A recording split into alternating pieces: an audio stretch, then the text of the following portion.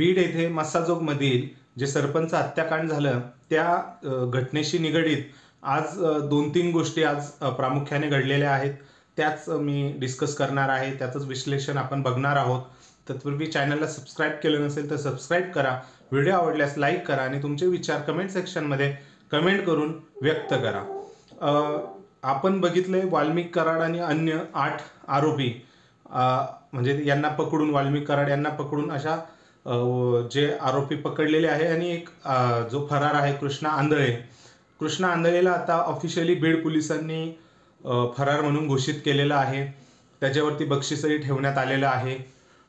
परंतु बीड पोलिसांनी ही जी कार्यवाही केली आहे ठीक आहे, आता ती एक प्रोसेस चालू आहे न्याय मिळवण्यासाठी आणि तो फरार आहे तो भेटत नाहीये म्हणून एकंदरीत आपल्याला ओके वाटते. याच्या व्यतिरिक्त पोलीस काय करणार आहे जर त्यांच्या हाती येत नाहीये किंवा लपलेला आहे परंतु तिथले पोलिसांच्या पाल्यामुळं थोडीशी कमी पडतायत त्याला शोधण्यासाठी.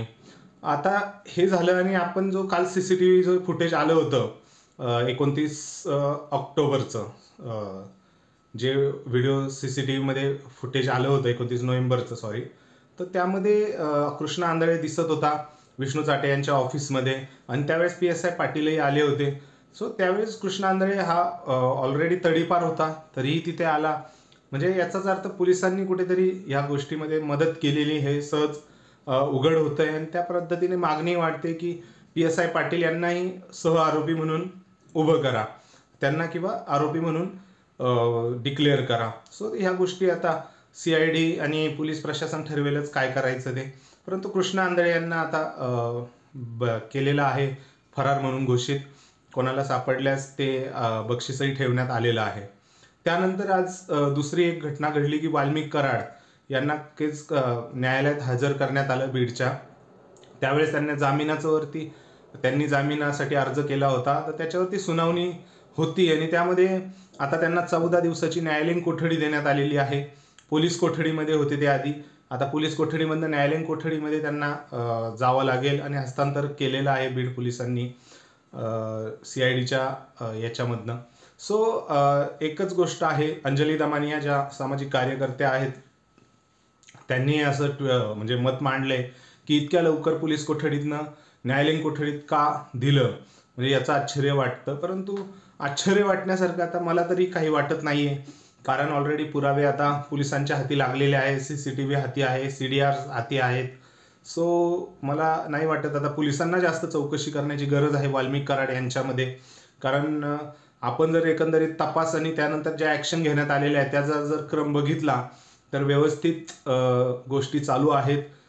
त्या सरकार ज्या न्यायालयीन प्रक्रिया असतात त्यामधनंच ह्या गोष्टी पुढे होत जाणार आहेत, जसं सुरेश धस आणि देवेंद्र फडणवीस यांनीही सांगितलंय.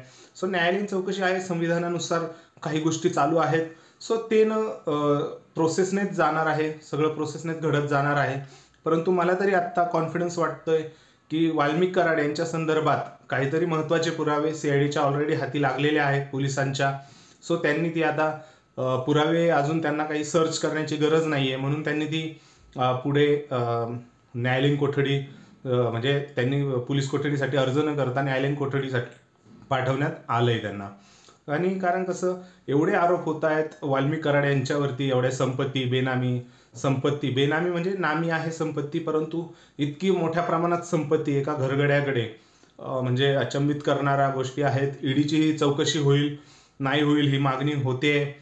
सो ईडी जर त्याच्यामध्ये पडलं तर भरपूर काही गोष्टी त्यांच्या अजूनही पुढे येतील. सो ते प्रकरणं वेगवेगळे निघतील. परंतु ह्या प्रकरणामध्ये तरी मला वाटतंय जसं एक CCTVचं फुटेज पुढे आणण्यात आलं तसे भरपूर फुटेजेस असतील आणि ते CID यांच्याकडे असतील, SIT कडे असतील. सो ते ज्या वेळेस न्यायालयामध्ये त्या प्रसंगावर येईल सुनावणी त्या पद्धतीने ते पुढे येतील असं मला वाटतंय. आणि आता तिसरी गोष्ट जी घडते की वाल्मिक कराड यांना जे अटक झालेली आहे आपण सर्वश्रुत आहातच, परंतु त्यांचा मुलगा सुशील कराड हाही आता अडकण्याच्या मार्गामध्ये आहे असं सुरेश धस स्वतः यांनी पत्रकार परिषद घेऊन.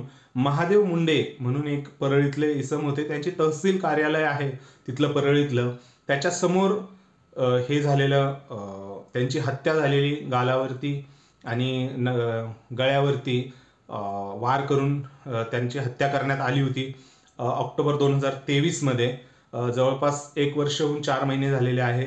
परंतु त्यावेळेस FIR लिखताना एक पोलीस अधिकारी होते तिथले, त्यांना कुणीतरी प्रेशराईज केलं राजकारणातल्या, म्हणजे त्यांनी डायरेक्ट आकाचं नाव घेतलेलं आहे आणि आकाचे आका हेही याशी संबंधित आहेत. तर त्यांनी प्रेशर बनवलं की यांच्यावरती गुन्हे टाकू नका, दुसऱ्यांची नावं टाका. तर यावरनं म्हणजे त्यांनी पोलीस अधिकाऱ्याने स्वतः बदली करून घेतली. धाराशिवमध्ये आता ते कार्यरत आहे, नावासहित सुरेश धस यांनी सांगितलेलं आहे.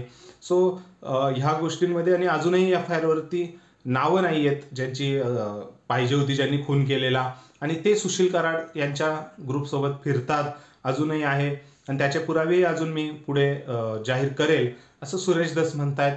एकंदरीत सुशील कराड जे वाल्मिक कराड यांचे पुत्र आहेत यांच्या भोवती आता कायद्याचा पिंजरा बसायला सुरुवात झालेली आहे असं दिसतंय.